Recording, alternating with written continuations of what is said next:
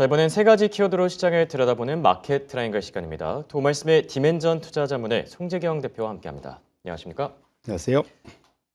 대표님 빨리 뵙고 싶었습니다. 네. 지금 저희가 얘기 나눠봐야 될 게 정말 많은 것 같은데 첫 번째 키워드 먼저 바로 확인해 보도록 할게요. 첫 번째 키워드는 정유시설 타격입니다. 지금 국제유가 변동성이 심상치가 않습니다. 이제 이번 주에 아마 100달러를 넘어설 것이다 이런 전망들도 나오고 있는 것 같은데 이번 주 시장 어떻게 전망하고 계실까요? 1차적으로는 지난 한 주간은 어찌 보면 우리나라 입장에서는 변동성이 상당히 컸는데 상대적으로 다른 나라는 특히 미국은 그렇게 크지는 않았습니다. 그렇죠. 오히려 전 세계적으로는 이번 주가 좀 더 변동성이 커질 수 있는 구간으로 들어갈 것 같고요. 가장 큰 이유는 유가가 지난주만 해도 이제 80불대 초반까지에서 관리가 되다가 드디어 이제 이라크 다음에 쿠웨이트, 아랍에미리트가 이제 그 생산을 감산하는 쪽으로 방향이 바뀌면서 90달러를 넘어섰습니다. 브렌트유 그렇죠. 기준으로.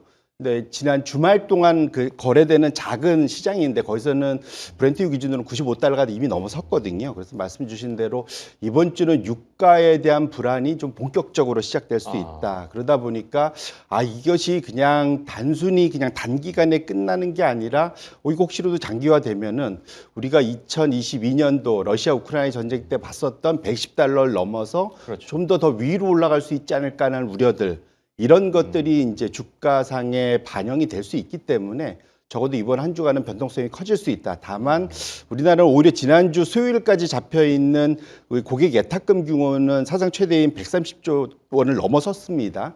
그런 측면에서 이제 대기 자금이 풍부하게 대기하고 있다는 것 자체로는 그나마 좀 다행스럽다 이렇게 말씀드립니다. 네. 그럼 국제유가 향방에 대해서 본격적인 얘기를 나눠봐야 될 것 같은데 만약에 100달러가 뚫린다라고 하면 어디까지 좀 상방을 봐야 될지 유가 단기적으로 어느 정도까지 봐야 될까요? 만일 이것이 이번 주가 이제 이것이 일단 120달러, 그다음 150달러까지 갈 수 있는 단초를 제공할 수 있다. 아니면 그 안에 네. 하향 조정될 수 있다. 이걸 것 같은데요. 말씀 주신 대로 일단은 지금 미국과 이란은 장기 정도 불상하겠다라는 얘기잖아요. 그렇죠. 그리고 미국도 뭐 4주, 6주 또 지상군 투입까지도 언급하고 있어서 정말로 한치 앞을 알 수가 없습니다. 지금 포인트는 뭐냐면 이것이 장기화될 때 포인트는 우리나라나 한국이나 일본 같이 수입하는 나라들은 그래도 한 7개월 이상 지금 재고를 갖고 있어서 이슈가 안 되는데 정작 생산하는 나라들이 문제입니다. 그래서 지금 차트가 나왔네요. 지금 산유국별로 저장고 수용 능력이 이라크가 제일 작은데 네. 저장고가 완전히 비었을 때 6일 정도치를 저장할 수가 있고요. 매일매일 생산해내니까. 사우디는 최대한 65일. 이것이 이제 대체 경로를 포함해서입니다. 이것을 빼고 나면은 한 30일 정도 됐거든요. 그래서 중간 정도가 대략 좀 보름 정도가 됩니다. 그래서 지금 소위 저장고 수용 능력이 작은 데 위주로 생산을 감축하거나 아예 중단해 가는 그런 상황이 있기 때문에 이 분위기가 좀 더 확산되고 이것이 좀 더 유지가 된다 싶으면은 유가는 이번 주에 당연히 브렌트 기준은 100달러를 트라이 할 거고 120 최대로는 카타르가 언급한 대로 150달러까지도 열어둘 필요가 있을 것 같습니다. 그렇다면 주식시장이 이것을 그냥 편안하게 받아들일 수는 없기 그렇죠. 때문에 그런 측면에서 놓고 보면 말씀드린 대로 이번 주 정도가 상당히 유가의 향배 그래서 다음 주 정도까지가 소위 피크를 칠 수 있는 그런 가능성이 있고요. 다만 이것 자체는 중동에도 이슈지만 미국의 가장 큰 이슈가 됩니다. 그렇죠. 지금 미국의 지금 갤런당 지금 휘발유 가격이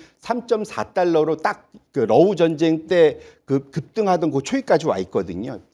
대략 미국이 4달러, 갤런당 4달러를 넘어가면은 백악관이 건드지를 못합니다. 중간선거 앞두고. 그래서 오히려 이번에는 유가가 초단기적으로 급등을 하고 급락을 해주는 모습이 오히려 이 시장을 다시 끌어올릴 수 있는 원동력 또 전쟁을 빠르게 축소시킬 수 있는 원동력이 될 수 있어서 조금의 고통은 좀 필요할 수 있지 않을까 이렇게 말씀드립니다. 네. 첫 번째 키워드로 국제유가 향방에 대한 얘기들 자세하게 나눠봤고요. 두 번째 키워드 보여주시죠. 두 번째 키워드는 고용 쇼크입니다. 지난주에 국제유가뿐만 아니라 고용시장마저 흔들리면서 증시 투심도 많이 위축됐었던 것 같은데 사실 궁금한 게 ADP 기준, 그러니까 민간단에서는 고용 지표들이 좀 괜찮게 나왔던 것 같은데 비농업은 왜 이렇게 갑자기 크게 감소한 거죠? 1차적으로는 말씀 주신 ADP는 주로 이제 그 소위 그 민간 기업들이 네. 소위 고용 데이터를 가지고 하는 건데 정부 예산에 이런 것이 같이 움직여주는 정부의 보조를 받는 이런 쪽에 소위 그 특히 의료나 복지 쪽이죠. 보통 네. 이런 쪽은 상대적으로 그 소위 정부의 그러한 예산 움직임에 크게 예. 받기 때문에 그렇고요. 특히 2월 달에는 의료 부분의 파업이 한 달 정도 예, 갔었습니다. 그랬었죠. 거기서 한 3만 명 이상이 소위 이제 소위 파업하면서 나타난 그런 실업 형태로 나타났기 때문에 영향을 같이 줬다 봐야 될 것 같고요. 계절적인 요인도 같이 있었던 것 같습니다. 앞서도 언급됐던 레저나 뭐 이런 이슈도 있는 것 같고요. 네. 근데 어쨌거나 지금 중요한 것은 사실은 이런 월별 이슈는 상대적으로는 그 다음에 이 또 파업이 넘어갈 수 풀리면 있죠. 넘어갈 수 예. 있는데 더 큰 문제는 보통 이런 고용 지표는 총 3번에 걸쳐서 조정이 되거든요.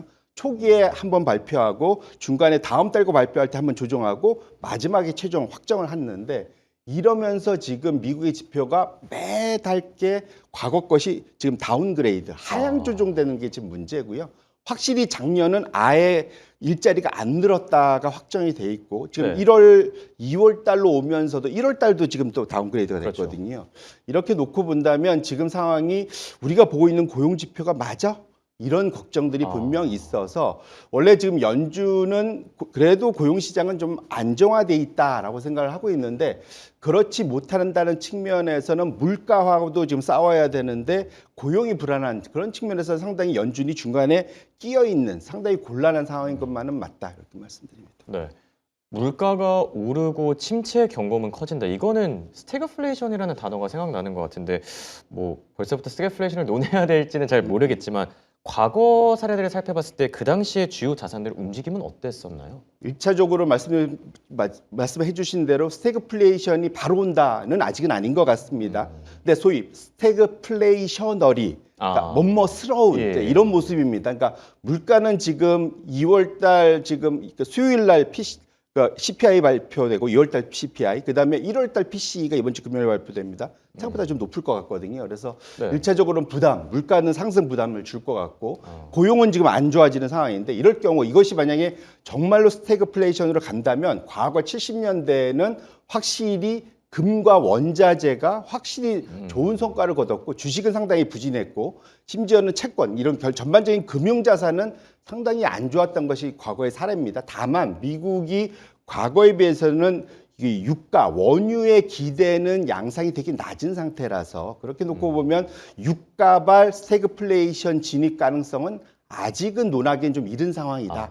이렇게 말씀드립니다. 그럼 당분간은 좀 주식보다는 이 실물 자산 쪽으로 보는 게 더 좋을까요? 맞습니다. 그래서 사실 연초 이후에 확실한 것은 소재 산업재가 상대적으로 미국에서 상당히 호황을 보이는 업종 상위권에 가 있었지 않습니까? 네, 그렇죠. 그리고 지금 국가로 봐도 이제 브라질이 확실히 좋아졌고 아. 그러다 보니까 드러켄 밀러라는 미국의 투자 대가가 작년 말에 사실 그 브라질 ETF를 공격적으로 심었던 이유도 그런 이유다 보셔야 될 것 같고요. 앞으로 당분간은 이런 인플레이션 또 경기 오히려 과열 이런 걱정들을 하고 있기 때문에 그렇게 놓고 보면 유가만 제어가 나면은 지금 실물 자산의 비중 관련된 주식의 비중을 높이는 방향성 자체는 여전히 유효하다 이렇게 봐야 될 것 같습니다. 네.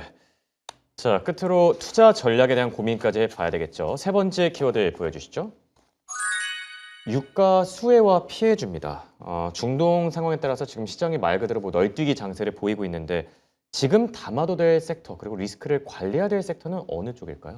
1차적으로는 말씀 주신 대로 지금 유가발이긴 하지만 플러스 그 유가는 전쟁 때문에 일어났잖아요. 그렇죠. 그러니까 이제 전쟁과 유가를 같이 봐야 되는 그런 상황입니다.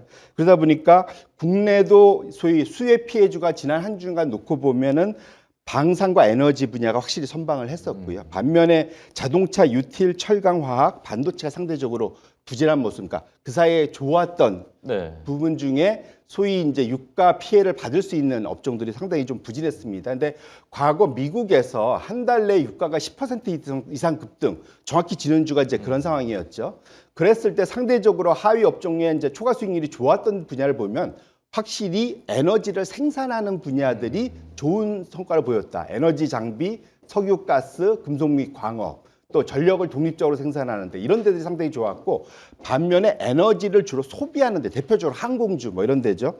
그 다음에 자동차, 종합 소매업, 자동차 부품 뭐 이런 쪽이 상대적으로 부진했던 거 보일 수 있을 것 같습니다. 결론적으로는 유가가 단기적으로 100달러에서 150달러 사이를 만약에 상당 기간 지속한다면 이런 가능성이 이런 업종의 차별화가 지속적으로 나타날 수 있어서 우리 국내 투자하실 때도 꼭 한번 참고해 보실 만하다 이렇게 말씀드립니다. 네.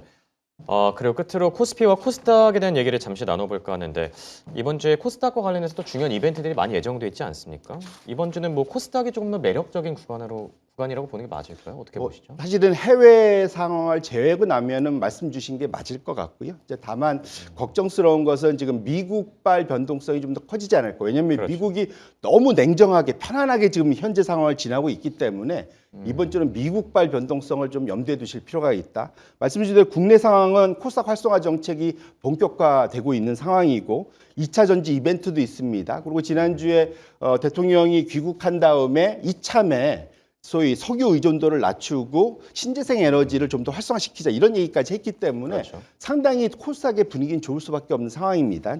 이제 다만 아까 말씀드린 대로 그러니까 대외 변수발 변동성을 염두에 두실 필요가 있을 것 같고요. 마지막으로 미국에서의 최근의 흐름의 변화가 차트가 혹시 준비됐는지 모르겠지만 전통 에너지 ETF랑 신재생 에너지 ETF가 확실히 상황이 좀 갈리고 있다. 결국 원유 중심의 그러한 저희 화석연료 중심의 XLE 전통 에너지 ETF는 상황이 상당히 좋은데 반해서 우리가 좀 기대하고 있는 이제 배터리를 많이 쓰는 신재생 에너지 ETF는 상당히 좀 하향 곡선을 그리고 있다라는 것 측면에서는 이번 주 이런 흐름 자체가 국내 코스닥 시장에도 조금 부담으로 작용할 수 있다는 것을 우리 투자자분들도 한번 관심 있게 볼 필요가 있겠다 이렇게 말씀드립니다. 네, 어쨌든 이번 주는 대내외 변수들을 주시하면서 변동성에 주의할 필요가 있어 보이네요. 지금까지 도매스의 디멘전 투자자문의 송재경 대표와 함께했습니다. 대단히 고맙습니다.